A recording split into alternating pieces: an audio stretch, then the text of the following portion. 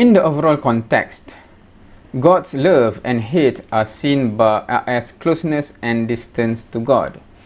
The Bible is not always literal alone, so let's explore the context, shall we? First, it is important to understand that God's hatred for Esau does not mean that God felt personally animosity towards Esau. Rather, in this context, hate means loving someone less. In the ancient Near East, covenants were a common cultural framework for relationships, including God's relationships with his people.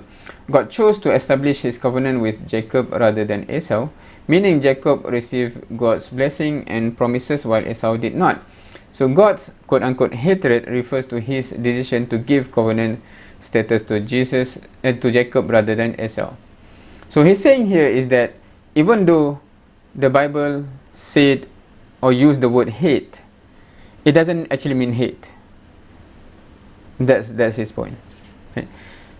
As the firstborn son, Esau was entitled to receive a double portion inheritance and be the head of the family after Isaac.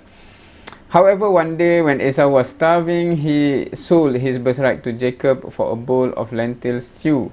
While Esau was within his right to sell his birthright, the Bible condemns him for treating it carelessly by selling it for a single meal. In contrast, Jacob valued the birthright and was willing to pay for it. So Jacob's love for the birthright may have influenced God's choice. Interesting. So God is influenced by their action. Okay. Hebrew 12:16 characterized Esau as godless and immoral for selling his birthright. Esau also made his parents unhappy by marrying two Hittite women who worship false god. In contrast, Jacob valued his relationship with God. Okay, so this is to contrasting what Esau and Jacob did, right? Jacob was far from perfect. He is a member of his family marital for time, yet God still chose him over Esau.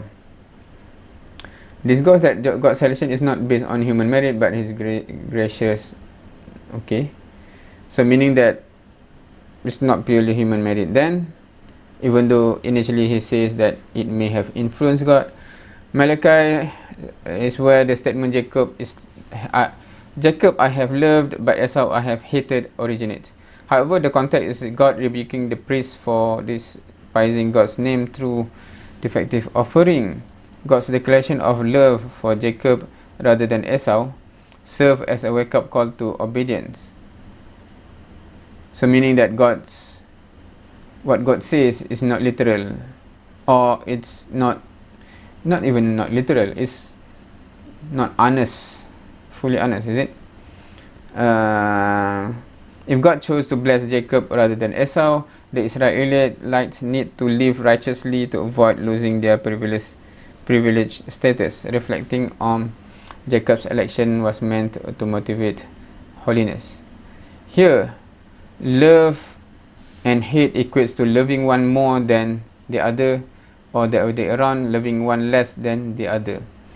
If God truly hated Esau, then why did he not strike him down when he fought against his chosen people?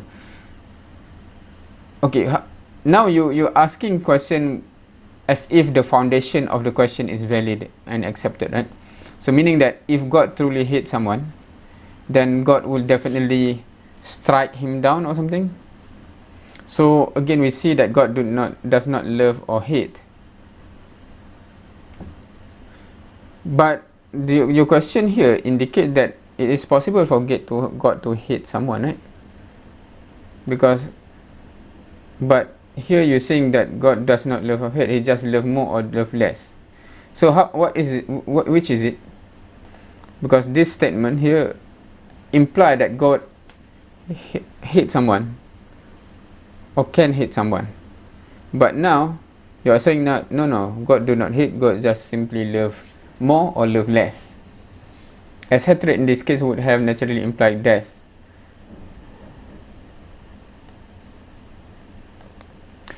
Is there any instances in the Old Testament, for example, where death is a result of hate from God? Or that never happened? Because on one hand he's saying something that is there's formula about God's hate, but he's also trying to say that God does not have hate, he just love more or love less. This is from, because I asked what God is love, right? Okay, so to that I'm just curious about this. If I understand you correctly, you are saying God loves everyone, just either love more or love less. Is that correct to say? My first question is that concept biblical? And where can we find such teaching or saying?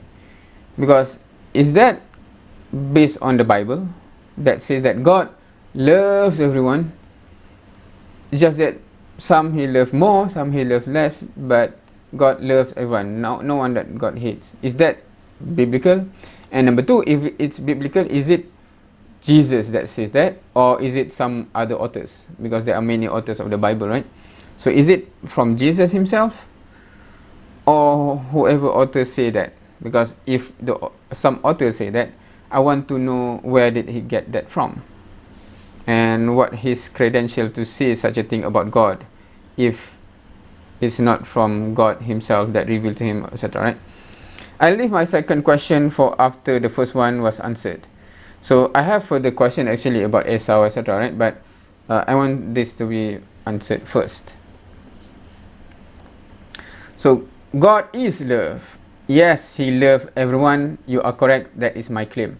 But before I answer your next question, I will ask one of you that you must answer. Quid pro quo. And then I ask back. I have heard that many Christians say what you said, God is love. My question is reiterating, is that biblical? Question mark. And if it is from the Bible, I'm curious as to whether it is what Jesus said or it was from any other authors of the book of the Bible. So that is my curiosity first and foremost. Because I've always heard God is love, God is love. So is that a quoting Jesus? Jesus actually say God is love. Or where does that phrase come from? If it's even biblical, right? And then he said, okay, no. As stated, I agreed that we'd go one for one after I answered your first question. So my question is this: who loved Allah? Okay, now I assume that he think my first question is simply asking for confirmation, right? Because my first question is it biblical? So from his perspective, he says that I say, meaning he agreed that is what I said, because I want to confirm. Is this what you are saying? So from his perspective, he do not want to answer my first question because he considered that as a second question, and I have to answer him first. Right? Who loved Allah? Who loved Allah?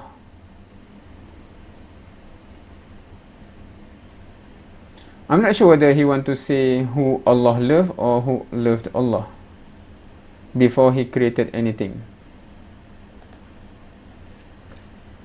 Because if there's nothing created, then that question, what do you mean by that question? Because who referring to who among the creation, but the creation is not yet in existence.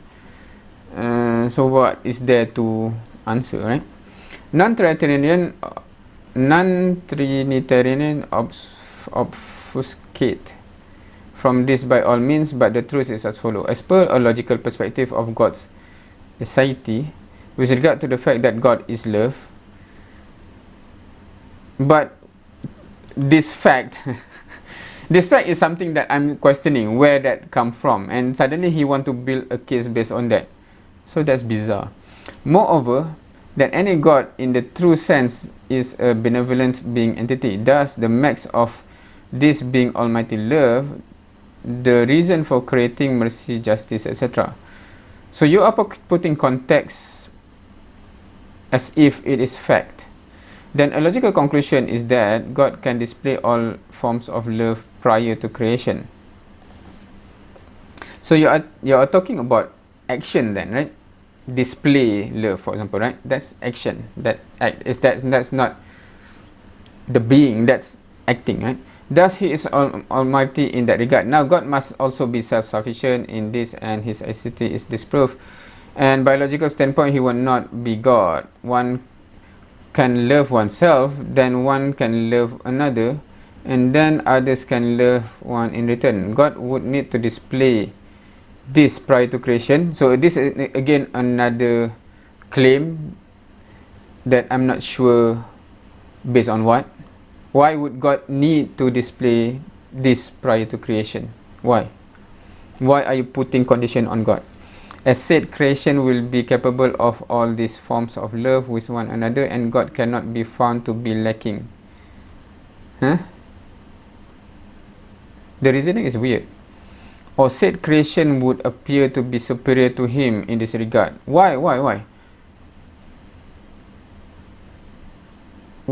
When God created, meaning why does God need to act before?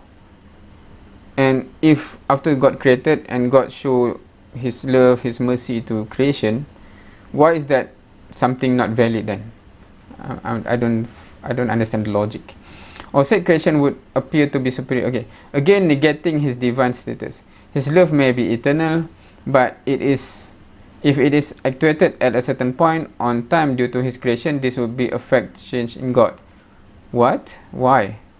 Thus denying his divinity. Okay, the logic is weird, but I think this weird logic is what some Christian think support their faith, I think, because they want to say that hence there must be 3% loving each other, etc., right? So they support that illogical belief with illogical logic.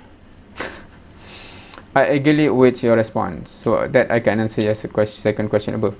But my question is about whether this is even biblical, right?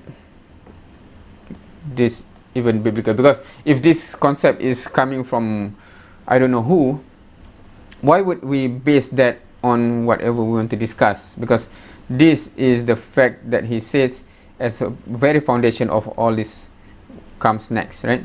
So but if this is just conceptual from someone who created whatever, not even from Jesus, for example, why should I entertain, let alone the illogical logic there?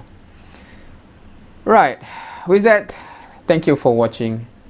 See you next time.